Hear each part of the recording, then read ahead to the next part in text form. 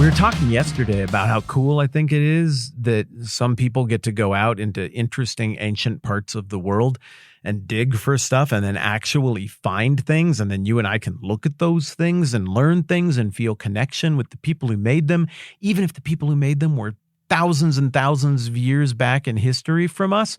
I think that stuff is absolutely rad, and I've never got to experience that myself, but I've got a buddy who did, and we've done a couple videos together. His name's John Monson. And this dude, he grew up in Israel, and his dad was into the archaeology scene there. And there's this amazing discovery some time ago that every student of ancient history learns about, every student of the Old Testament learns about. It was a silver scroll that has this crazy ancient blessing in it that dates all the way back to close to the beginning of the Bible. And they found it. I mean, somebody just dug it up. I mean, it was small enough, I don't think it went clink on the end of a shovel. But the crazy thing is, my buddy John was just standing there. He watched it get found. Can you imagine getting to be around for something that important, that significant, and to just see the first batch of dirt slide off of that thing as it sees the light of day for the first time in thousands of years?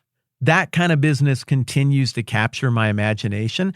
And part of the way that we can composite back together a sense of what the Persian world that Queen Esther was living in was like is to go and look at all the cool stuff that has been dug up or left behind and well preserved in very public ways by the Persians from 2,500 years ago. Yesterday, we talked about the Cyrus cylinder. Cyrus is the founder of the Persian Empire. He conquered Babylon in 539, and then he was like, you know what?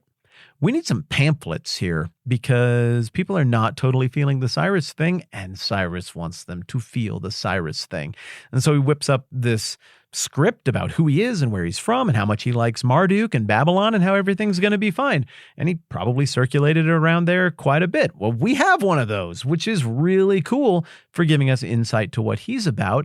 And we also get cool things like that for his successors, Darius and Darius's son, Xerxes. Xerxes, of course, is who is commonly held out or thought to be the king of the book of Esther. Let's put a hold on Cyrus's successor, Darius, for a minute and skip forward to Xerxes because he's got a couple of cool ones.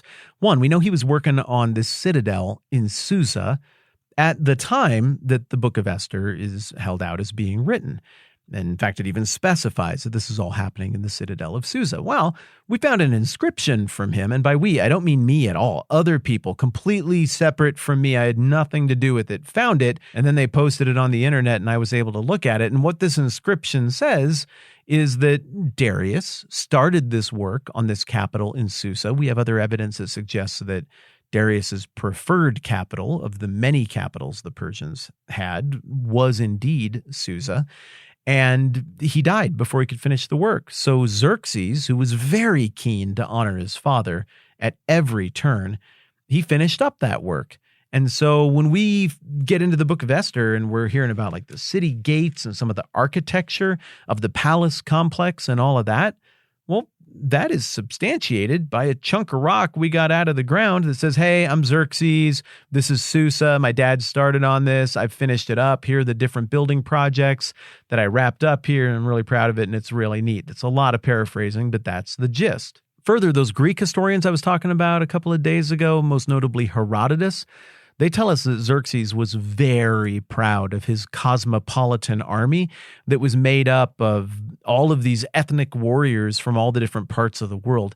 And this is a really cool thing about Xerxes, just from a pure entertainment perspective.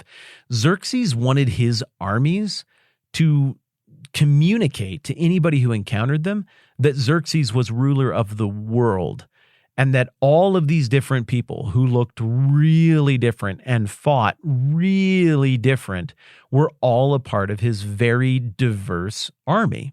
He viewed it as a huge flex. And so there's this great big panel that shows all of these different warriors right in a row. And smart people have been able to go back and look at it and figure out exactly who each one of those warriors represents. But you know how in modern combat, everybody's got to wear the digital camouflage and y'all get a gun that looks like that and that's your helmet. Then there's a little bit of variety, but it's so very, very uniform. Well, that's very different than what we're getting back here. This is more like a fantasy novel or Star Wars or something like that, where if somebody shows up and they're a Jedi warrior, well, they're going to wear their robe and they're going to have their lightsaber and no armor. But if they're from Mandalore, they're going to wear that cool helmet and they're going to have their jetpack. And if they're a Wookiee, they're going to wear that weird sash thing and a crossbow. And otherwise, I guess they're just naked. Never really thought about that before. Ugh.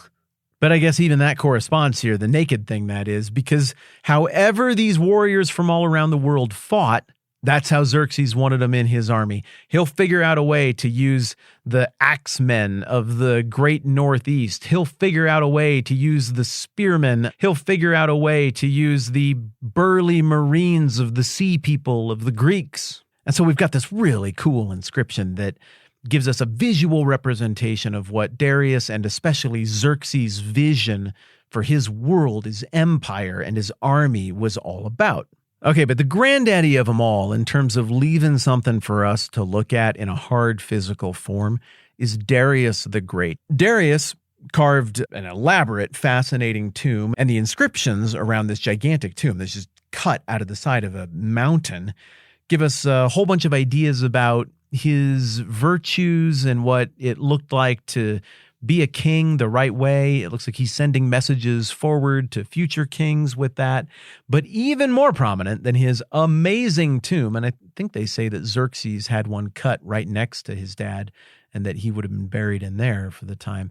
But even cooler than that tomb is this grand inscription on this mountain named Behistun. And when I say grand, we're talking like ancient Egypt, Mount Rushmore. We're talking gigantic stone carving here. What happened is that Darius was not descended from Cyrus. So Cyrus founds the empire, and then some stuff happens with Cyrus's kids that we'll get into later. And somehow out of all of that, Darius emerges. A lot of people call him Darius. I just can't bring myself to do it.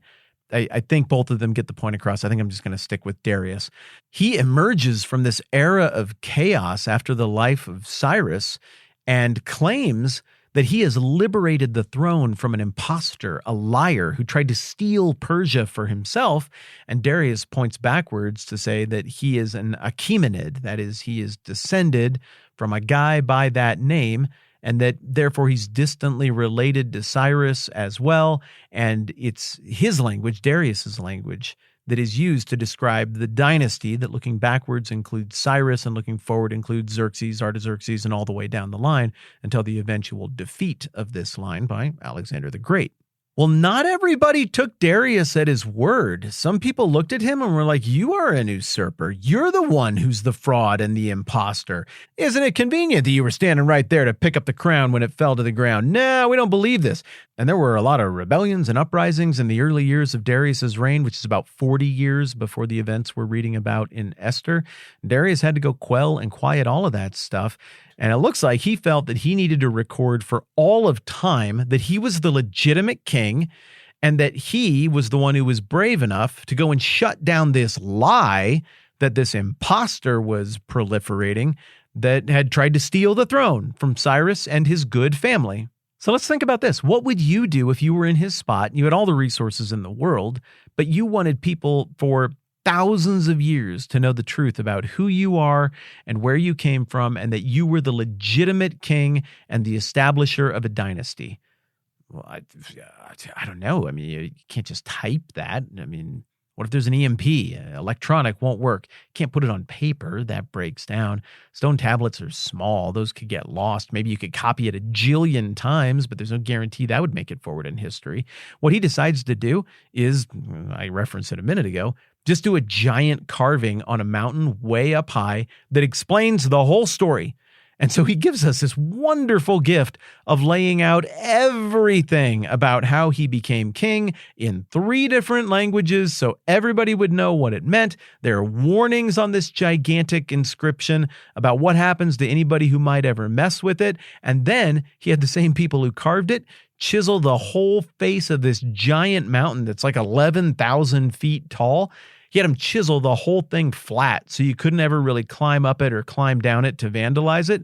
And it worked. It's still there. If you go to Iran, which I haven't had the opportunity to do, you can go to Mount Behestan and you can see this carving that was there. You can't make out what it says with the naked eye from down below. I mean, I can't make out what it says, period. I don't know what those languages are. But now there are ways that you can get up there and get a closer look at it. And I think it's just one of the most amazing wonders of the world. And I'm so grateful for Darius's insecurity that prompted him to send this message forward into time so we could know more about this moment in history. There are other artifacts and engravings and so forth that might come up as we go along as well, but especially remember that last one, that carving. It's going to come up a lot as we talk about Xerxes and his family and as we talk about Persia as we work on the book of Esther. All right, just like a dutiful 8th grader putting together a proper paper, we've gathered our sources, and now next time around, I think we can get into the actual story of how all of this stuff sets up that gets us to the moment that is in view in the book of Esther. I'm Matt. This is the 10-Minute Bible Hour podcast. Let's do this again soon.